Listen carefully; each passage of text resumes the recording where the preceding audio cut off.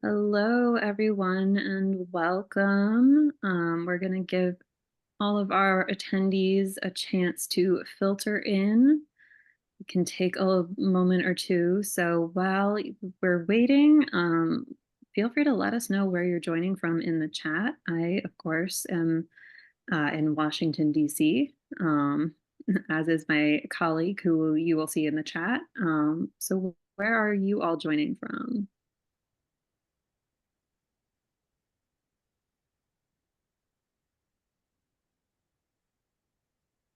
All right, we've got a Richmond, Virginia, and a DC.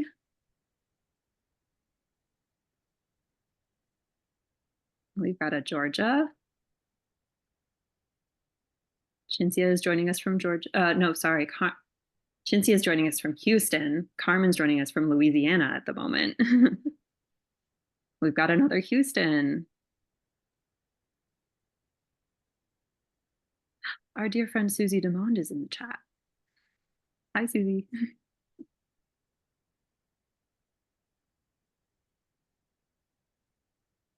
We've got a Charlotte, North Carolina.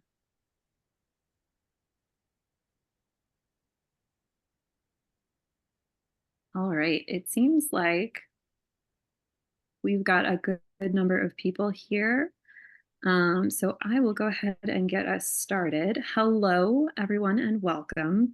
My name is Emma, and I am the operations manager here at East City Bookshop. We are a woman-owned, community-focused, independent bookstore in the heart of Washington, D.C., just a few blocks away from the U.S. Capitol building and the Library of Congress. It's so wonderful to be with you all today virtually. So again, let us know where you're tuning in from in the chat. We always have something on the calendar here at ECB, and we are so excited to be launching into our summer programming very shortly. There's a lot of romance events coming up, including authors May Bennett, who's a local author, Laura Hankin, also local, Ashley Poston, Alicia Thompson, BK Borison, Timothy Janofsky, and later this summer, Nisha Sharma and Adib Karam. We're very excited for all of them to join us. So make sure to visit our website and sign up for any of our various events or 14 book clubs. So you can visit us at eastcitybookshop.com to do that. We will have time for questions tonight. So please put any of your burning questions in the Q&A feature on Zoom. You'll find that at the bottom of your screen. And then keep your general enthusiasm and thoughts in the chat feature. Most importantly, if you still need to get your hands on a copy of A Little Kissing Between Friends, you can purchase a copy with a signed book plate on our website, and we do ship internationally if you are outside of the US. And now the reason we are all here, our staff absolutely loved Devon and Chris Plan a Wedding when it came out. We made it a staff pick, and it was a book club book. We have been absolutely clamoring for the next book from Chencia, and we are so delighted to get to host her for an event for A Little Kissing Between Friends. Our author of the evening is Chencia C Higgins, who is just a girl from Texas who has made it her mission to create stories in which sassy Southern Black women are loved out loud. In 2019, she won a Romance Slam Jam Emma Award for her debut paranormal romance, Janine, His True Alpha. When she isn't hunkered down in her writing cave, Chencia can be found with her nose in a book, saving recipes on Pinterest for things she'll never make, same, and dreaming about traveling even further south for the winter. Joining her in conversation is Karmen Lee, a lifelong Southerner living it up in Atlanta, Georgia with her kid, her cats, and humidity. When not packing lunches or working her 9 to 5, she can be found drinking coffee too late at night, watching House Hunters International, and dreaming up ways to show her readers a good time. And our moderator for the evening is Adriana Herrera, who was born and raised in the Caribbean, but for the last 15 years has let her job and her spouse take her all over the world. She loves writing stories about people who look and sound like her people, getting unapologetically happy endings. And now I've talked enough, so I will let the three of our authors take it away for the rest of the evening. Oh, good evening. Thank you everyone for being here. We have a good group tonight to talk about sapphic romance. Okay, so I just wanted to get started. So you actually had back-to-back releases. Carmen's, yours came out last week, and Chencia's yours is this week. So we have lots to talk about. We have one that's friends to lovers, and then we have one that's enemies to lovers. So yeah, we'll start with Chencia. I'm not gonna read the whole blurb, but so you guys can just kind of like talk about your book. But let's first hear about A Little Kissing Between Friends, which is your latest, out 2 days ago on the 28th. Is A Little Kissing Between Friends, my friends to lovers sapphic romance featuring a adult entertainment dancer. Some people call them a stripper, but she does not take her clothes off because she's already naked. And a music producer who are good friends, and they have a very intimate, loving friendship that somehow becomes something else, in which, what friends do, they try to fight it because they don't want to lose a friendship. And they can't, because this is a romance and there's a happily ever after. So Exactly. I want to talk because Friends to Lovers is one of those. We'll talk about it later after hear from Karmen. But Friends to Lovers is one of those that I always rely on for like good angst, like a lot of pining, like like things are shifting. One person kind of realizes first what's going on, and then the other person's like, not sure what's happening. So unrequited love, shift in the relationship, yeah, which the makes good for stuff. like delicious tension. Um, and Karmen, yours is a 7-10 split, which is rivals to lovers. They're like bowling. There's like a bowling league, and they are rivals there. Ava's a teacher and has a rival, and then that rival, Grace, ends up teaching at her school. So I want to hear all about 7-10 split and your inspiration. Yeah, so I actually bowled in high school and college, so there were always rivalries going on, no matter what the sport is. And I was a teacher, so it was kind of like the perfect two to combine in there.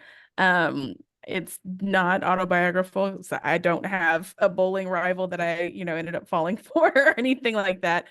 But yeah, it was just bringing those two in and, having them kind of have a friendship that still has that rivalry because they were friends in high school but they were kind of rivals at the same time, and then having them kind of fall out and bringing them back together.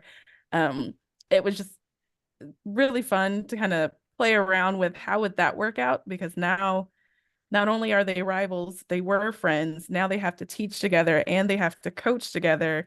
They aren't able to get away from one another. So, what's going to happen when one kind of wants to bridge the gap and the other is, bound and determined not to fall for this person again, To be a which hater, to be a hater. exactly. Ava's a little bit of a hater. We'll just call it what it is. She's a little bit of That's a exactly hater. what it sounds like. Yeah, and, but like, and listen, aren't we all at some point in time? definitely. And usually, I mean, I will say that one of like the best kinds of enemies to lovers is like former friends, now enemies. Like there was a falling out, there was some drama, and someone is holding on to that drama, and the other person's like, "What? That was like 20 years ago. Like, what was the big Mhm. deal?" Yes, yes. Ava is like an A+ grudge holder. I think she holds grudges better than she bowls, to be completely honest. But she gives in eventually. She has to. She has to. Okay, so we can go back and forth with this, but I wanted to hear both of your like journey to like into writing romance, or let's start with maybe like how as a reader your journey, and then like writing romance. So either of you can start, whoever wants to talk about your journey as a romance reader, or how you like your first romance, and how you began to write. Chencia, go ahead. Take it away. I beat you this time. Because I might have been like, go ahead, Carmen. So I've been reading romance since before I was old enough to have an adult library card. So Mhm. I would just go in, I'm supposed to go left to the kids section, and I would go right over to the adult section. And somehow I found romance, but at my library in the Southeast Texas, there was not a lot of romance with characters. There was none actually romance with characters who looked like me. So the romance that I grew up reading looked like probably one of 900 of Danielle Steele's books, probably. And some very messy Jackie Collins, shout out to the mess. The Okay. OG. Uh-huh. Yes. And so it wasn't until I got a little bit older that I found some, more not necessarily Black romance, but there were Black characters and they maybe were like side characters and they had like some like things going on. And it wasn't maybe in the early 2010s when I really discovered like Black romance, which Black romance is, to me, is different than just contemporary Yeah. romance. And so when I think about my romance journey, it is it's a very clear distinction of when we went from just regular romance to Black romance, because then it was just like, hold on now, wait a minute. Now, okay, I'm picking up what you're putting down. And so Mhm. I had always been writing, even when I was little, and there was always a like love element, even if it was like kids having crushes on each other or whatever.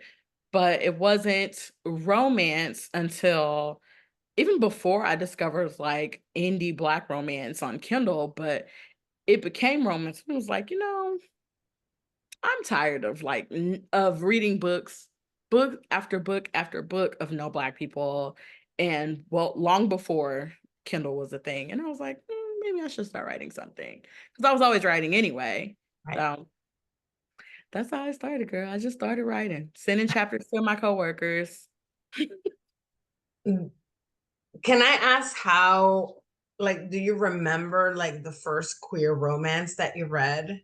And you like, is that something that like you have like a particular memory of, like a book or a time that you were like, oh, okay, yes.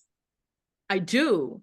And the first queer romance that I ever read was Bear Otter and the Kid by TJ Klune. Wow, yeah, okay. That Yeah, was maybe 2011, yeah, 2012. it was Yeah, 2011. It yeah. was 2011. That was the first one that I read. And I was like, wait a minute. I was like, okay.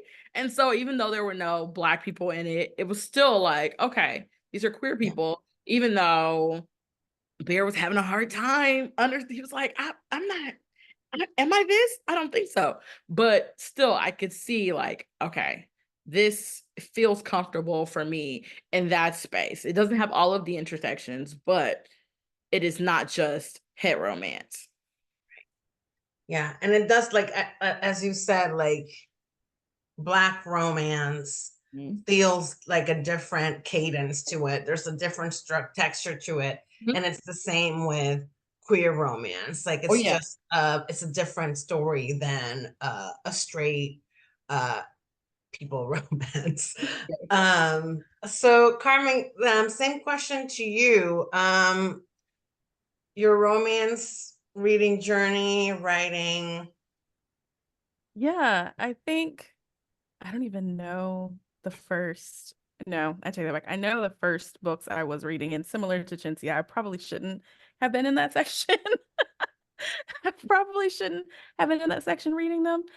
But yeah, I mean, same. They were all very white, very straight, um, like billionaire, a la like Days of Our Lives, that kind of soap opera is that didn't really jive with me. I mean, I still read them because I wanted to read the stories and I was like immersed in it, but it was just not quite there. Honestly, a lot of times for me, where it kind of deviated is I tended to read a lot of manga, a lot of comic books. And so that's where I was kind of getting some of the romance in there. Um, but yeah, it was not really what I was looking for. And actually the first bit of, I guess, queer romance that I didn't even read it. It was I watched it. It was Better Than Chocolate back in like the late 90s film. Mm. And it's funny I just recently moved and found my old DVD of that. And so yeah, for me, other than that, it was either in the pages of like fan fiction. If anybody knew about fanfic.org, shout out to Oh yeah. those early Yeah. fan fiction Fan experiences. fiction, that's where a lot of us, I mean, I know for me, specifically sapphic romance, because I think for me around, like, I started I think, like, two men Yes. romance, like, had an explosion, like, late 2000s, early 2010s. And there was just a lot of it written by women, but still, like, Mhm. there was a lot of it. And it was, like, I think probably the closest thing that we had to real diversity at that time, Yeah. like 15 years ago, in terms of, like, queer Mhm. stories with happy endings. But I do Yes. remember reading a lot of, like, Buffy fic, like a lot Oh of, yeah. like, my For me, toxic. Sailor Moon. Sailor You Moon just Yeah. hands unlocked a down. memory for me because what? Okay. NSYNC slash fiction. I was absolutely reading NSYNC slash fic when I shouldn't have been. Okay, circa 2002. Slash, that's I like have such been. a throwback term. That's Slash like an OG lemons. fanfic Yes, person. you just unlocked a You memory for Yep. me. I was you were in the absolutely trenches. Yes. Is the okay. fiction? Is it a lemon? Is it a lime? What is it? Yes. Oh my Yeah, God. you were in the trenches down there. Yes. Oh Oh, goodness. absolutely. That was the foray kind of Okay. into it, because trying to find Yeah. it on the shelves. I mean, I think at the time, some of the manga that I was reading was in plastic wrap. So like, and that was not even, it's like, for why? Why was this in plastic wrap? All they did was kiss. I'm confused. But it was because it was a queer book Yeah. and it was a queer manga. And so they had it in plastic wrap. I even remember the street that the bookstore was on that I got it from. Um, but yeah, fan fiction was the It was gateway a drug, I lifesaver, guess. truly. Yeah. Oh, Yeah. it I mean, absolutely was. yeah, like, helped kind of envision to me, like, it was one of those things that was like, okay, this can be a thing. That part. Um, That and part. so in that vein, do you remember the first sapphic romance that you read that was not a fic? That was an actual book. Yeah. Do you remember, or, like, was it your first sapphic romance, your own romance, that you wrote? That's a great question. I should look on my Kindle because I'm sure it's on there Gotta be still. on. Yeah, it's definitely on Kindle. Oh Yeah. man. I My think first sapphic romance was probably Treasured by Rebecca Weatherspoon. Oh, yep, yep, yes. yep. Yeah, Oh, And it felt so big, right? Like, I it remember when I read did. that, and it was like, it Yes. wasn't even a full length book. It It was a was like novella. a novella. novella. Yes. Yeah. Yes. And it was huge. It It was was huge. really I was like, revolutionary. it's two Black ladies Yeah, and they're having a moment in the closet. Please. yeah, Yes. Yes. yeah, Like, this is real. This wasn't just a figment of my yeah, imagination. Right. yeah, Yeah. yeah. And now, and I mean, I think part of, like, what people don't realize, I think especially there's been such, like, a huge influx of people into romance since the pandemic, like 2020. And by 2020, there was already some sapphic romance. And I feel like since 2021, 2022, there's a lot more. Not a lot more with brown and Black faces, but there's a lot more of sapphic romance kind of in the trad pub space and the indie space. Right. But I don't think people realize, like, 2019, I put out Mangoes and Mistletoe, my novella, in 2019, and it felt like there was not a lot out there. And so, like, it really, it feels now like we are, I mean, spoiled to have two sapphic romances with Black women on the cover back to back weeks feels like Yeah. like an embarrassment of riches compared to 3 years ago, where you literally had to go hunting on the internet. Yeah. Yeah. Absolutely. And Big time. traditionally published. Yeah. Yeah. Yes. Yeah. I mean, I remember when Devon and Chris Plan a Wedding came out, I don't think I had seen a cover like that in trad ever. Man. I mean, I can't think of any even now. No, I would just waste a lot of time even trying to think because I can't think of one. Traditionally published? An indie, sure. Yeah. But traditionally published? Yeah. And rom-com, like literally like something that is like, sweet and cute and funny. Like, Yeah. yeah. Without No, making it angsty. Yeah. And it really has been in the last few years. Okay, so moving on. Let's talk a little bit about your characters, like your inspiration. Like Chencia, you write like both of like Devon and Chris Plan a Wedding, and this one is kind of like around people that are like in the entertainment industry, or like that it's like, kind of celebrities, people in entertainment. And I wanted to ask like why that's like a world that inspires, like I said, inspired on something related to you or in any specific characters, celebrities. That's a good question. I didn't realize. I did not realize. Well, okay. So Devon and Chris was different because it was like it's a reality show, and then Chris was like an influencer. And so she was an influencer because we were so pandemic time, we're so steeped in influencer culture that it's like, I want her to, I need there to be like a plausible reason why she's like, why am I going for this 100K? Or why am I trying, like, why am I on the show? It's like, oh, it's going to help my brand. Okay, that makes sense because that's what we're on, right? But for Little Kissing Between Friends, these characters, well, Sin, she comes from Things Hoped For, which was my first sapphic romance, which I published in 2020 when we had our queer sapphic awakening. And that was indie published up, and my main character was a rapper, and her best friend was the one who produced all of her work. And so I wrote that. It was amazing. It was well received. It was great. And I always knew I wanted to write a story for Sin.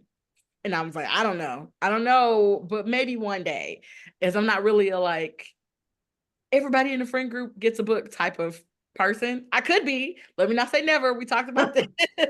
Never say never.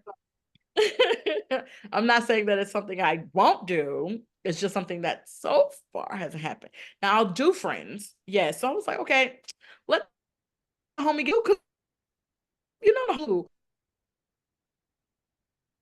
Oh, she froze a little. Oh, they're big now because they had won a Grammy. It was talked about in the book. It was mentioned because Things Hoped For is a novella. So it was like, well, let's jump into that world then. Oh, as far as, well, I forgot. So the other part of the entertainment industry is the adult entertainment industry, which Houston has a very prominent and well-known strip club culture. It's a thing here. We have amazing strip clubs. Our dancers are like nationwide known. It's like a big deal. And so it just made sense for me. It's like, who are we going to pair a producer with who can like match her same type of energy? It's got to be a dancer because dancers here are big shit. So it's like, okay, that just makes sense.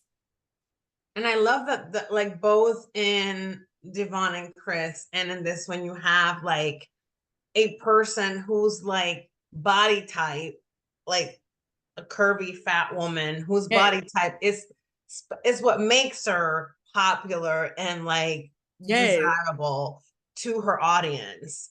So yeah, shout out to the fat girls. We love it. Absolutely.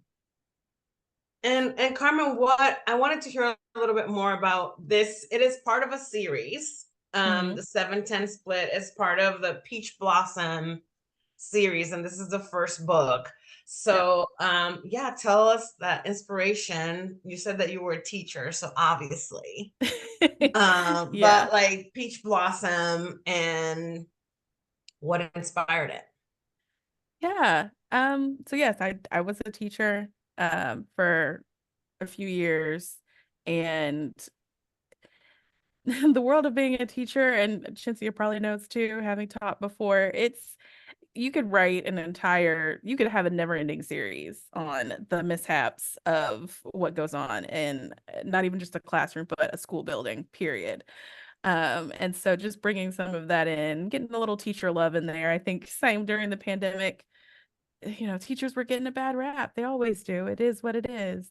Um, but yeah, the series kind of came about between that, and the rest of the books will be about the other two sisters, Ava's other two sisters, and I have a lot of sisters. And so for me, it was just kind of a no-brainer that you have all these series, even Bridgerton, and like, listen, shout out, I love Bridgerton, but all of them are straight? I don't think so.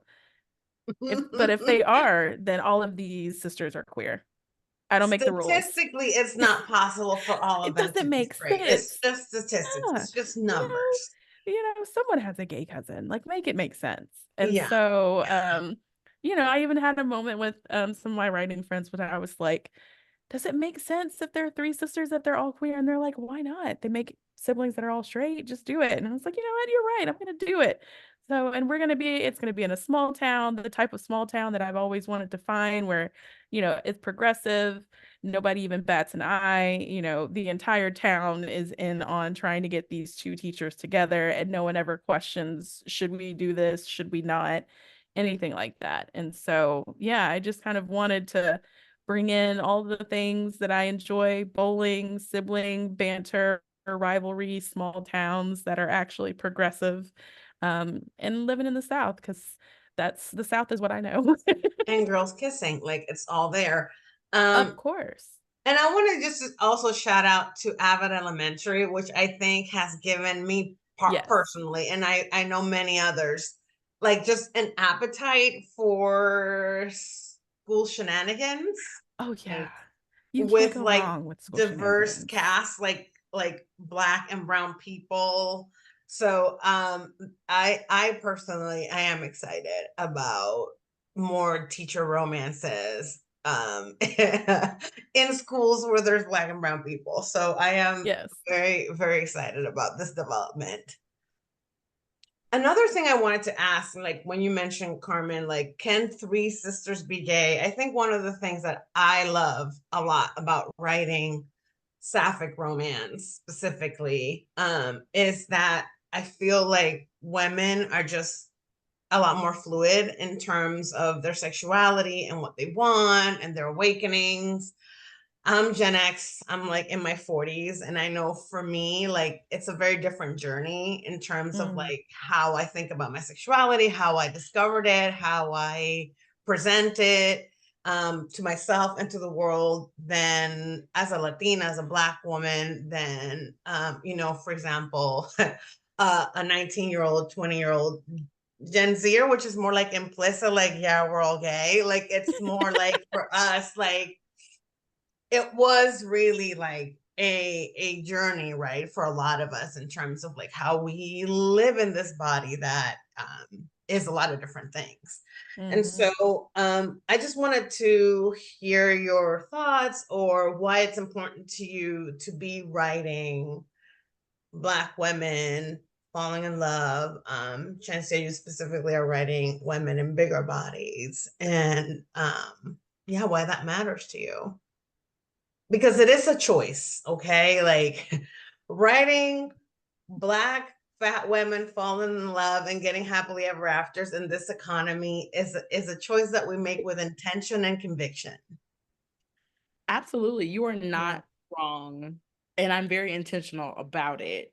Um, it is important because when I look for representation of something that meets all of the intersections that I fall at, and if I don't see it, or I don't see enough that satisfies me, uh, then it is my duty to write it. Shout out to Mother Morrison. So I write because that's what I want to read. And after Devon and Chris came out, I had so many Black women, Black femmes reach out to me through DM or email or stopping me at events or anything, telling me this was the first time that I felt seen. Thank you for writing this. Thank you for writing us. Thank you for seeing me. And I did a lot of crying because I was like, what? But that is why it's important, because historically, these people have not been seen. And so, yes, I'm writing for myself first, but I'm not the only person who needs to see this. And so I'm going to keep writing it, and I'm going to make that choice. And in this economy, I feel like somebody has got to be the one who's going to fight. Yeah. So if it's me and my 5'3", 200 plus, we're not saying the whole numbers, body, then it's going to be me. And that's okay, because everybody can't do the fight. Some people might want to write it and somebody tells them, no, you can't do that. And they're not able to fight and say, yes, I am, but I'm going to fight. And I have been. And so that's why it's important. And part of it, right, is like knowing, and sometimes it is that challenge of telling like a publisher or an audience or the internet in general, like, no, there's an audience there. Like, I know there are readers there who specifically want this very thing. They don't just want it, like they need it. Like they need the validation and they need the affirmation that they deserve to be on bookshelves too. Like their specific love story needs to be on bookshelves too.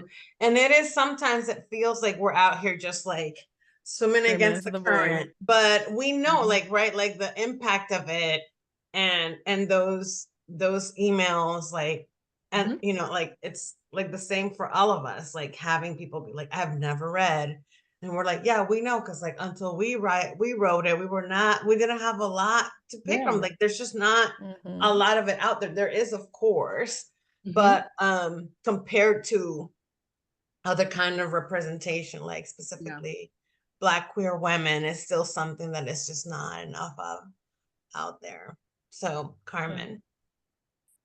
Yeah, I mean, those were the books that I wanted to read and I couldn't find them. You know, even going into fan fiction, you had to kind of use your imagination and, you know, do the whole insert yourself into this and or write it. And, you know, similar to Chencia, I came from wanting to be an illustrator and writing those stories and like trying to put our faces to it and figure out a way to get those stories out because they were different. I think especially being Black in the South, that's a completely different experience when it comes to that. And some of the books I would read, you know, they were great in as far as seeing the queer story, but I was just like, this would never fly where I'm from. So this is just, it's not realistic. You know, kind of in the reverse, the whole reverse realism. There you go. But it just, why not? But it was a struggle because, you know, even comping my book, Chencia's book was the comp for my book. You know, trying to find some comps that were traditionally published because of course, like I read Fiona Zeddy, so like I could find indie comps, no problem. But trying to find traditional comps for my book, that was it. And it's a barren landscape out there. Yeah, Out there. And again, like that, I think is part of the motivation. Like for me, writing a historical romance with two Latina, like where's the comp? Yeah.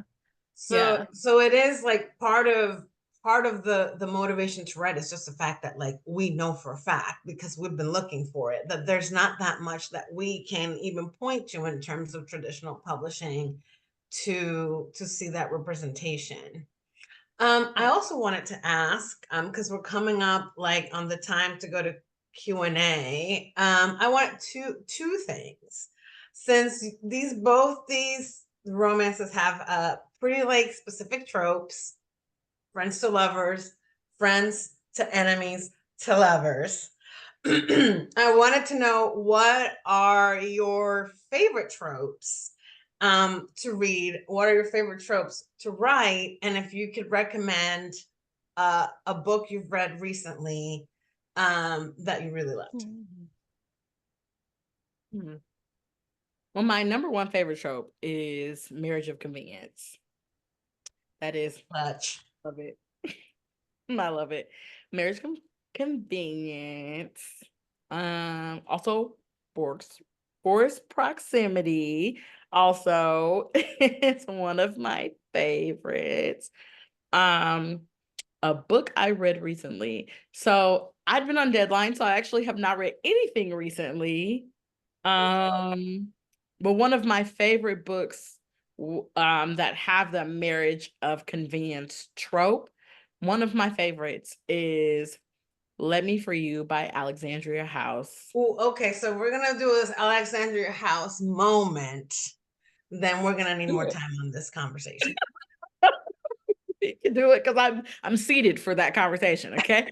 One of Same. my favorites that I reread every year and maybe more. It's one of my comfort reads because I love it. It's so good, so well done. She is a master. Oof. Yes. She really is a master. That is one. It's a marriage of convenience. She is like needs to get her green card. Mhm. She is also like a plus size She is plus influencer. size. And Yes. he's like a former, like a Party. recovered hotep. Like he's like a hotep Yes. in recovery. And a recovering alcoholic. Yes, that's right. Yes. He's like the black sheep of this family of very successful And brothers. very fine The black brothers. sheep. Y'all, okay, like just as an aside, if you want to do something wonderful for yourself this year, buy yourself the McLean Brothers series on audio. Please, please. It's so good. On And then you specifically, can okay. like tag us on the internet once your life has been changed Mhm. forever. Yes. Let them know I sent you. Just let Jacoby DM know Let him know I said it. Alexandria House will forever be one of my top recommendations Yes. for romance. She is Mhm. truly a Yes. master of the genre. Absolutely. Delivers, does not miss. Mm-hmm. You guys are gonna I'm ruin not my even going book to talk budget. about them boys novellas because we don't have time. Well, So okay. Karmen, give me your favorite tropes Ooh. and something great you've read lately. You guys are gonna ruin my book budget. I am not supposed to be Oh buying my gosh. books, but You'll love us for it though. You'll love us for it. You will. I'll goodness. be looking forward to it. Of course, of course. Let me think. You took mine. Forced proximity is always, I always love that. You I can share. can't, there we can share. Sure, we can share. I do love forced proximity. I actually really like rivals to lovers just because I think that I love that push and pull, that banter. Um, there's a fine line. People say it's talking shit. I say it's foreplay. Exactly. So That's just the tension. that's Tension building. great. Like there's a fine line right in there. But actually, I think similarly have been on, I don't know how many deadlines, but I've been making myself get out and read with some other friends of mine, some other author friends of mine. And so far this year, my favorite read actually it hasn't even been romance. It's actually been YA, I guess horror. I Feed Her to the Beast and the Beast is Me by Jameson Shea. I heard that's amazing. I have When also I heard tell you, I think because quote unquote, I'm supposed to be in my villain era this year as a Libra, the black girl rage has been giving me like Oh yeah. That's all I unapologetic, want. That's all I want. It's so good. And it's even, it's about a black ballerina. She's in Paris. And I don't know, I never did ballet. So, and I've never been to Paris, but just like every word is dripping with like this rage that you just kind of, it's, what is it, like the death by a thousand cuts? Mm. like you've just, there are so many instances where I'm just like, I've never, like I said, been in Paris, never been a ballerina, but having been a Black girl growing up in the South in Tennessee, where there's not a ton of us out there, it gave me just all the things. I'm like, oh, I wish I could have said something like that when I was in ninth grade and such was saying some things. Like, if you haven't, you should absolutely pick up that book. It is so I good. It is my number one read still. And I've been reading other things, but we are almost in June. We are almost halfway through the year, and that is my number one book.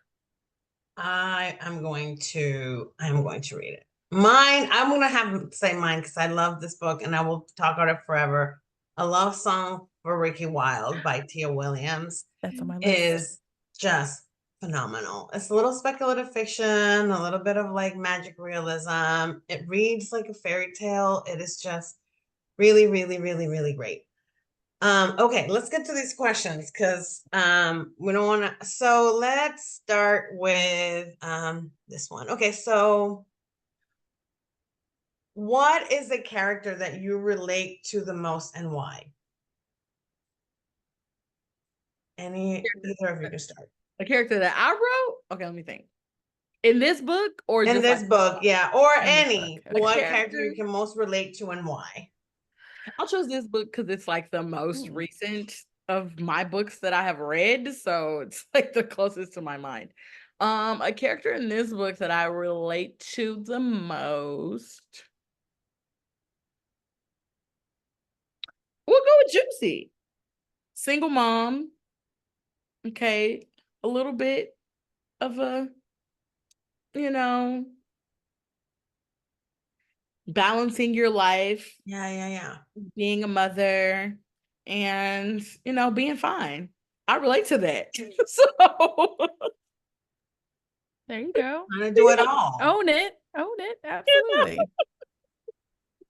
And find a little romance in the process. I mean, we're not there, but Yet. Throw in the yet. okay, yet. We're not there yet. Yes. You're Working towards. the Okay, space is there.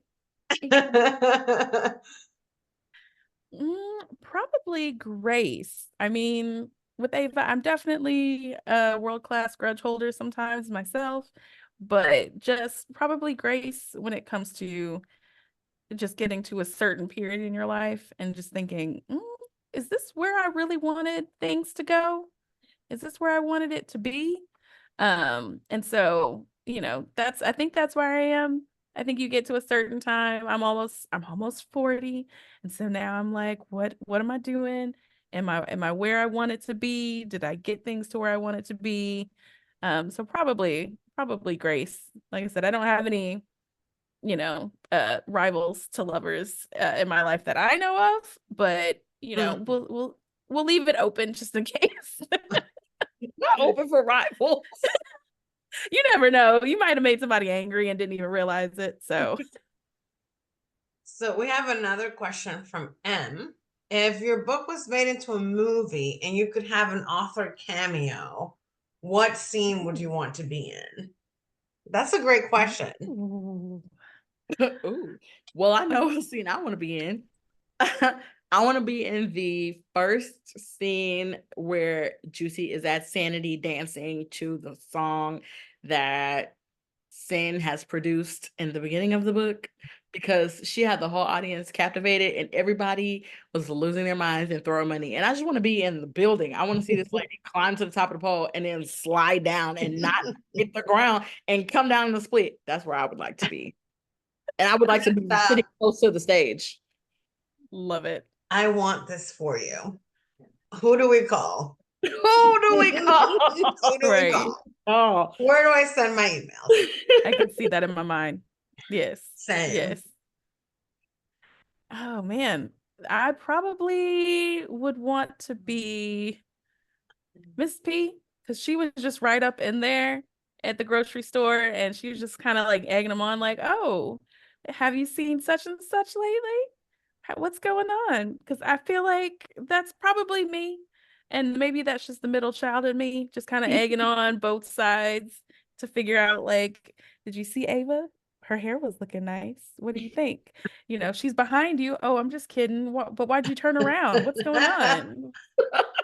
Just setting things into motion. Yeah, just a little bit, trying to figure out what's going on. Just so, a little gossip in here to see what's going on with the two of them. So, another question is, what is the ideal reading vibe for these books? Like, what music should I be playing? What snacks should I have on hand? Scent of candle, perhaps. Okay, the ideal reading vibe for a little kissing between friends. First of all, put your red light on. That's number one. Put your red light on, okay? Because it's gonna get nasty. Also, if if you got a like very sexy playlist, I actually have one for a little kiss between friends, but it was very raunchy, so I didn't post it. But maybe I'll put it in my stories on Instagram after we get off here. But yes, cue up your nastiest playlist. Please Also, put it up. You Send have it to to now. us. You can't just say that and not put it up. Just do it. Please, Come on. please. I'll do Post that. it tomorrow. I'll be waiting. I'll definitely do that. Snacks. That's a good question. Do you want to be eating? You probably not, because you might choke. You don't want that. Maybe a little sip of something. Maybe a A little little sip sip of of wine. something, nice wine, or maybe a little tequila. It makes people crazy, but it also makes people feel a little warm in some places. And that's actually a good vibe for the book. So it's up to you. Some tequila, and then you're gonna send us a playlist and a red light. A vibe. Pretty much like my checklist for everything I need and want in a romance novel. Karmen, what is the vibe for the 7-10 split? I feel like bowling shirts, but also what else? Yes, I think it would probably be, I have been rocking Billie Eilish's most recent album that came out, the song Lunch. I feel like Listen. that song, because that play between, I think I had even a line in there from Ava where she's looking at Grace and she's like, I would take a sip, but dang, I'm mad at you. Like, I don't, just kind of that back and forth, like, that song is a vibe. It is a vibe. It is a vibe. I have been rocking that song, period, even while doing edits for book 2. Probably want to be snacking on some kettle corn popcorn. That's the, little southern flair in there, and you're eating that popcorn while you're just watching the two of them. Like, will they, won't they? Who's gonna win this? What kind of vibe is going on? But of course, you have to have your bowling shirts on at all times. So another question that we have is, what is a message that you hope your readers take away from your book? Like, what is, something that you'd like for them to leave with? I wanted the next one. Personally, as an author that has bills to pay, I'm gonna pre-order the next one. Is the one that I love for them to have. But and also the message is absolutely, I need to read everything in her backlist. Yes. Go to that 100%. Go to do those one clicks. 100%, all of them. A message to take away. Probably is that you're not as alone as you think you are. That you definitely have people who love you, who care about you. You have a village. If you just look around, you'll see that you have one. I love that. Oh man, you can't hold grudges for so long. You gotta let things go. I don't think that's what I'm saying. Probably. I mean, probably that it's okay to let go of things. You don't have to hold on to it. It's okay if you let go. There's nothing wrong with that. And it's also okay if you're not where you thought you needed to be. Because I think that's for both of them in different ways. They are both kind of figuring out like this isn't exactly where I wanted to be at this point, and that's okay. You know, Ava didn't imagine that she would be back in her same small town teaching at all, and you know, Grace had left but realized that that's not quite where she wanted to be either. So just that if you're not where you are or where you want it to be, that's okay. You can change things or you don't have to, but it's okay. That's very clear message. I'm the kind of writer that I don't actually know what message I am delivering until like copy edits.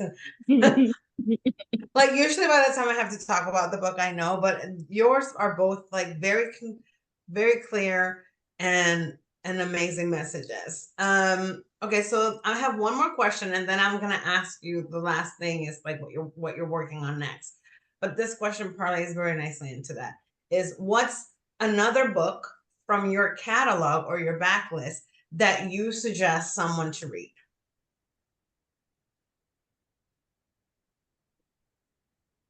I mean, I'm sure I'm supposed to say Devon and Chris Plan a Wedding, but No, tell us the one you want us to read. the one that I want people to read is To Build a Vow. It's the second book in the series of 4 books. The last book is Things Hoped For. But To Build a Vow, I just think that everybody should read it because it's so good. It's so What is good. it? Just give us a snippet. Just a little pitch. I mean, so there is a man, the oldest of 3 brothers, were raised in a 2-parent household. Parents are madly in love with each other.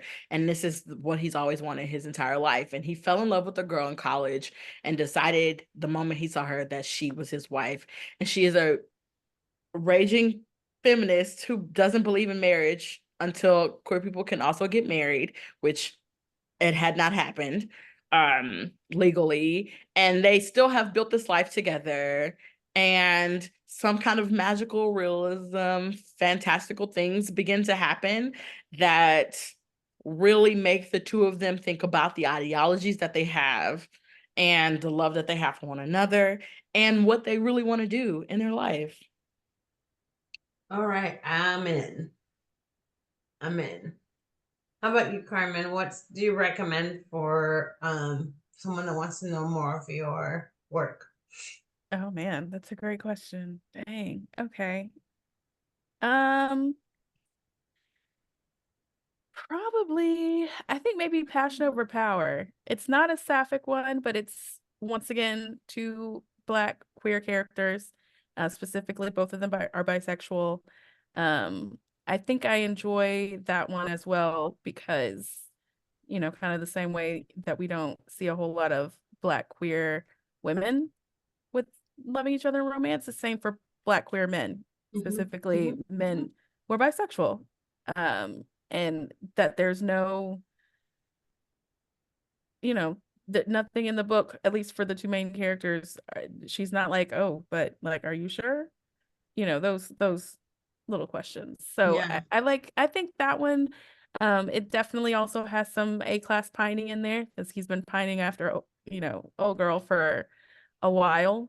And that's, you know, his best friend's sister. So we have those lovely little vibes in there of, you know, my best friend might beat my ass, but you know, you're worth it kind of thing in there. So that's probably it. It's the first in a series. I will say it's the first in a series that is not done. And I'm sorry, I don't know when it will be done, so don't hate me. But just start with that one and then you'll be waiting. Yes, but it is the first. But yeah, that would probably be my pick. All right. Well, tell us what you're working on next. What's coming next for you? We're in our last few minutes here. Well,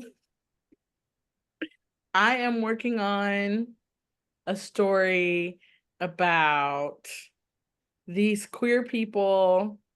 Well, I have found that I enjoy writing late queer people who realize that they're queer later in life. Yeah. So one of them is queer and the other one is like, huh? What? Am I? Is this what is happening? It's a very emotional because they're also unpacking religious trauma, Black people in the South, raised Baptist. And so that's what I am writing. Or both. Both. Cry writing. Or both. I am cry writing. I mean, I appreciate stories like that because, like I said, like I'm a Gen Xer. Like I feel like a lot of like women of color of like a certain age, um, we didn't have like books to read like this in our 20s, and some of us were figuring stuff out still, Yeah. even in our 30s. So it's Yeah. important to have those stories too, and I appreciate them. Mhm. Yes, absolutely. Yeah. Especially, I'm a person who didn't come out until I was in my 30s, and I was married to a man, and I'd had children, and I was like, so everybody don't feel like everybody don't feel like this. So oh, well, that Yeah. makes sense, actually. So Yeah, and Yeah. community wise, like there was like who did you look to be like, oh, maybe I'm like that person. Like we right, had, right. so it is, I do appreciate those stories too, because it is like that awakening later in life is such a reality in our community Mhm. specifically. Absolutely. Yeah. Yeah. And Carmen, what are you working on next?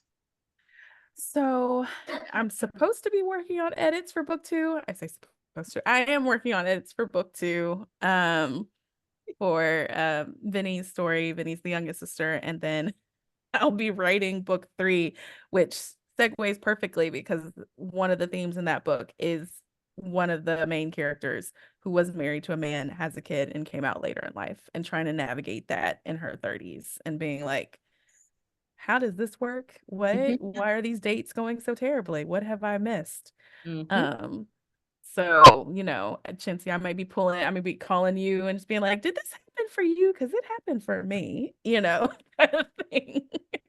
So, Listen, I mean, and it's so like those like a bit that the ability of just being able to see that is just really important. I mean, listen, Queen Latifah did it.